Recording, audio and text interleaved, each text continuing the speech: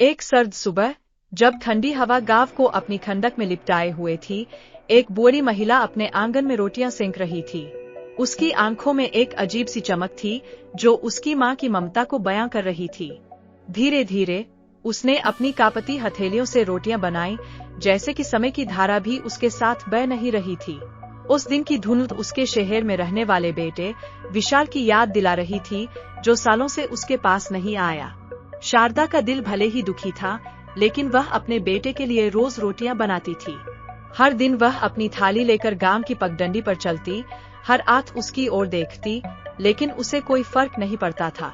उसके मन में सिर्फ एक सपना था कि उसका बेटा कभी लौटेगा और वह उसे अपने हाथों से बनी रोटियां खिलाएगी।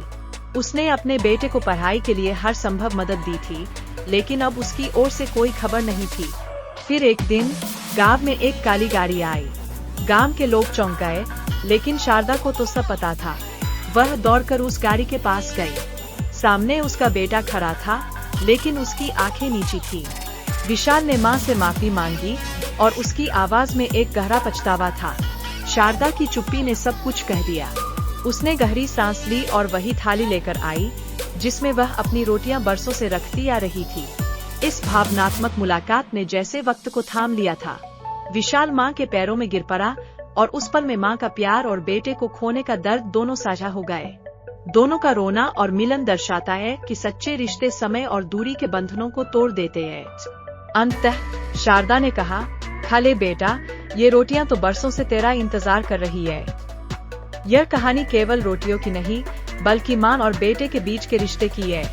हर मां की उंगलियों से बनी रोटी उस प्यार को दर्शाती है, जो उसको अपने बच्चों के लिए होता है। मां की ममता और बेटे की दूरी को दर्शाते इस वीडियो में रोटियों का स्पर्श और उस प्रेम की गर्माहट भरी है, जो किसी भी बड़े खाने से अधिक महत्वपूर्ण होती है। अंत में केवल प्यार ही सबसे बड़ा उपहार होता है।